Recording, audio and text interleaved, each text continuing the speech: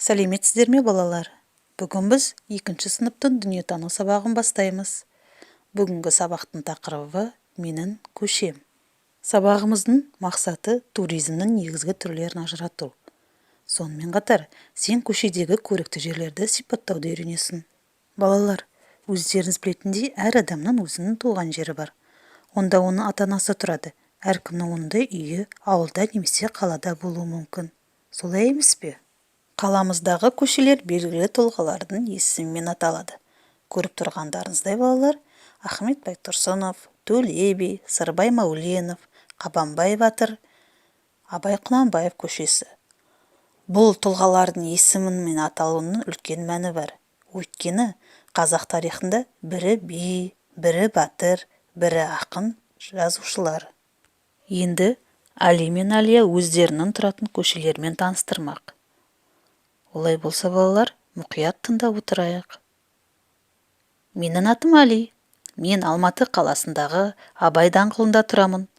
Ол даңғылдың аты қазақтың ұлы ақыны Абай Құнанбаевтың құрметіне қойылған. Бұл даңғылда ұлттық кітапхана бар. Ол Абылайхан көшесімен қиылысады.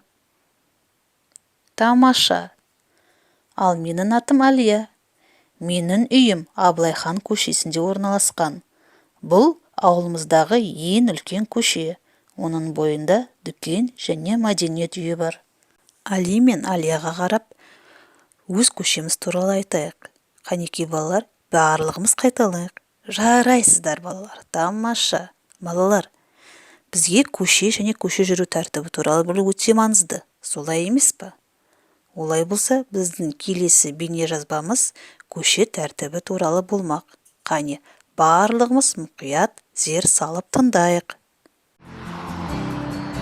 Сәлем, достар! Менің атым Жолдос. Жолдағы дос деген мағынаны береді.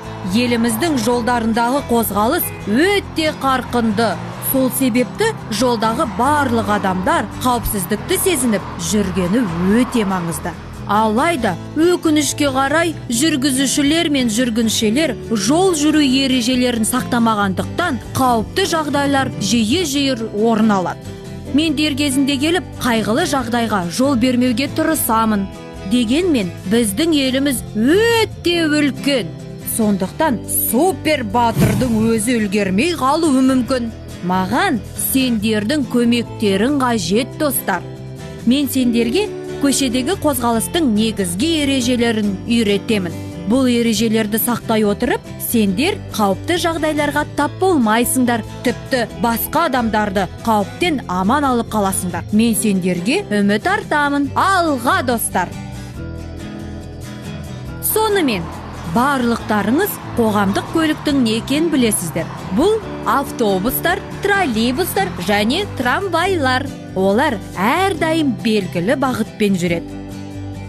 Өз жолында олар аялдамаларға тоқтап, жолаушыларды түсіреді, немесе отырғызады. Аялдамалар арнайы белгілермен көрсетілген.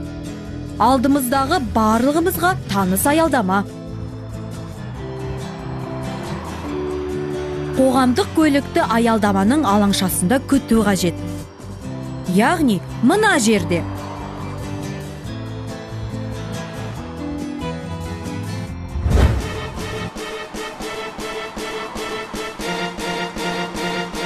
Ал бұлай істеуге болмайды.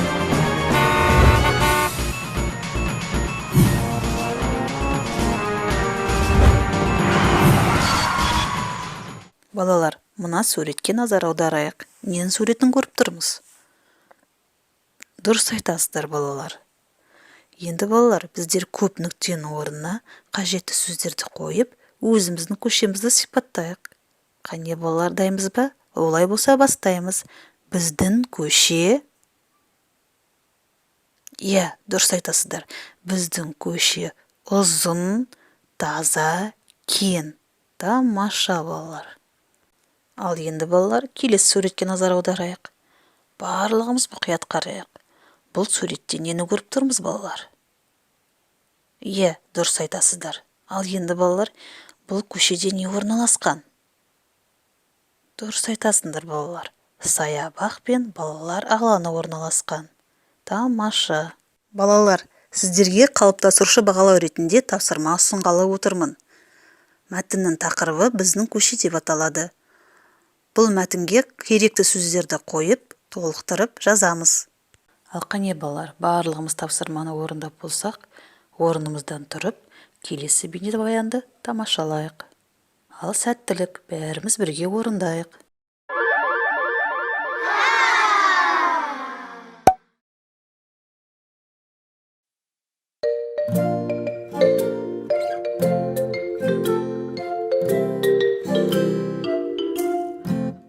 Көңіл күй жақсы болса ұр шапалақ. Көңіл күй жақсы болса ұр шапалақ.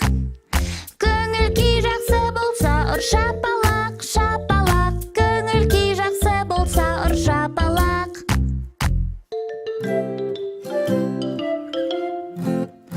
Ашу болып тұрсаң сен жерді теп. Ашу болып тұрсаң сен жерді теп. Ашу болып тұрсаң сен жерді теп, жерді теп. Ашу болып тұрсаң сен жерді теп.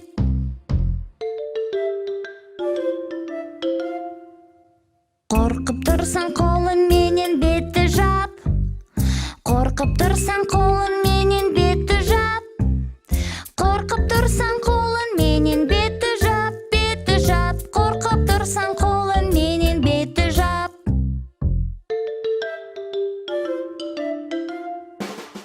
Ұйқың келсе екі қолды қосып жат. Ұйқың келсе екі қолды қосып жат. Ұйқың келсе екі қолды қосып жат, қосып жат. Ұйқың келсе екі қолды қосып жат.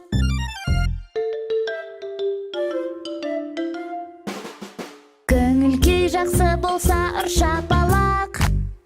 Көңіл күй жақсы болса ұр шапалақ. Көңіл күй жақсы болса ұр шапалақ, шапалақ. Көңіл күй жақсы болса ұр шапалақ. Осымен балалар, бүгінгі менің көшем тақырыбындағы сабағымыз қызықты өтті деп ойлаймын. Сау болыңыздар.